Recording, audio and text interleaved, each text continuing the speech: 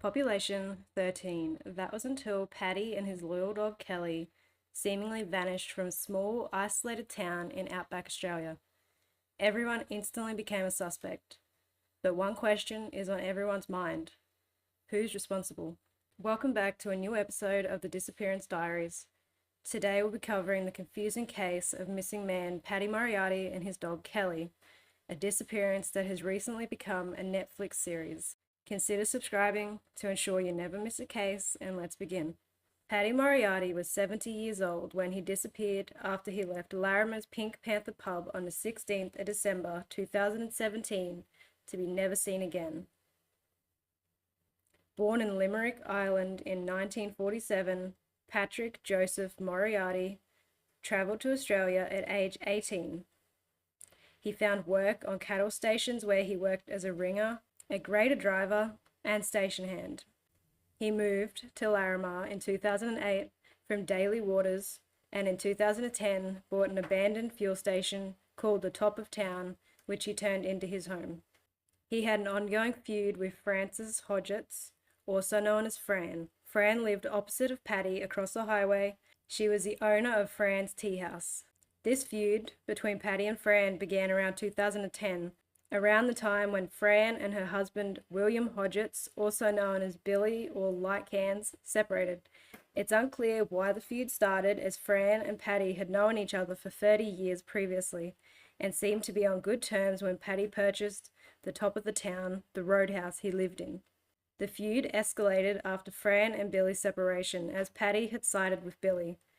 From 2010 until Paddy's disappearance, numerous police reports were made. Fran had made a total of 9 complaints to police about Paddy. On August 9th and also the 16th of August 2017, Fran had placed an advertisement in the Catherine Times newspaper looking for a caretaker and gardener on her property. Again, on the 23rd of August 2017, another advertisement was published requesting a wet seasonal casual.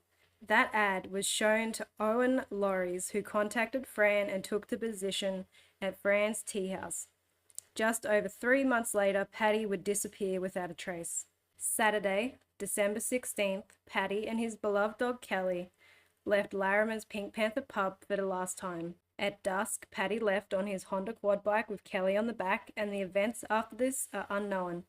But police have confirmed that Paddy and Kellie made it home that night. The following day, Sunday the 17th, Paddy had made arrangements with his friend and Larimer's Pink Panther pub owner, Barry Sharp, to collect a ride-on mower to mow his lawn, but he never showed.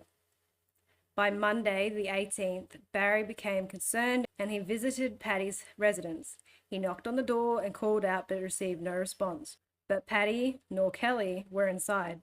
He found the home neat and tidy, as Paddy always kept it. He looked around and found the back gate open and assumed Paddy was out walking Kellie. He drove along the dump road that Paddy walked often, but Paddy and Kellie were nowhere to be seen. Monday evening, Barry mentioned to another Larimer resident, Mark Rayner, that Paddy was missing. Tuesday morning, Mark and his wife, Karen Rayner, went in search of Paddy.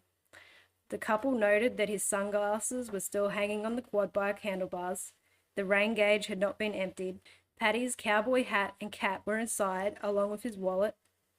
Anyone who knew Paddy knew that he never went anywhere without either of his hats. He was bald and insecure about his head shape. The house held no clue as to where Paddy was. Mark and Karen Rayner concluded he'd had a medical episode while walking Kellie, and searched the nearby roads and 20 meters each side. For approximately 3 hours, they searched, but still they found no clues to Paddy's whereabouts.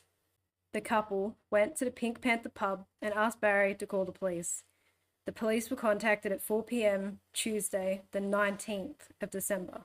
On the afternoon of Wednesday the 20th, police arrived and began searching for Paddy. Searches on foot and on motorbikes still found nothing. A search team was brought in from Darwin, 500 kilometers north, and a formal search and rescue was conducted. It was still believed at that time that Paddy had suffered a medical emergency, and the search was aimed in areas where he might have walked. They used search teams, motorbikes, and a helicopter to search an area of 2 square kilometers, but the search was suspended by midday, Saturday the 23rd of December. Foul play was then thought to have been involved, given that Paddy had seemingly left his home quickly.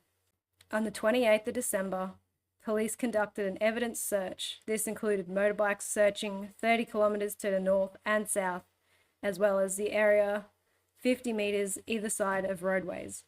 35 kilometers was searched along the Western Road, and World War II bunkers were searched also. A helicopter searched 10 kilometers out around the town, but no evidence was found. 2 days later, the evidence search ended. The following year, another search was conducted on the 11th through to the 14th of May 2018, but no evidence was found that could be of assistance. During this time, Fran Hodgetts and Owen Lauries seemed to both be people of interest to the police. Although police interviewed every resident in Larimar thoroughly, Fran had told police that Owen had remarked that if anyone touched his plants, it would be the first murder in Larimar. When this was mentioned to Owen, he replied it was said as a joke and that he had no intention of murdering someone over a garden. He did agree that he had a quick temper. Listening devices were placed inside Owen Laurie's residence, utilizing a warrant obtained from the Supreme Court issued on the 28th of December 2017. Multiple recordings were recovered and are of significant interest. Owen could be heard on multiple occasions singing either to himself or to his dog. Owen denied that it was him on the recordings and exercised his right to silence.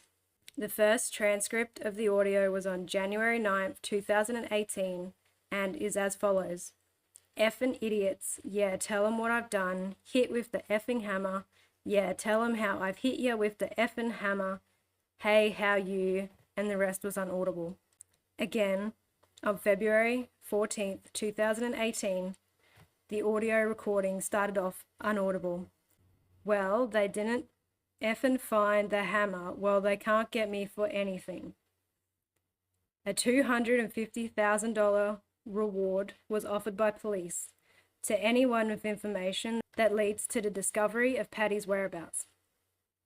This reward encouraged many people to come forward with information. All tips were investigated thoroughly.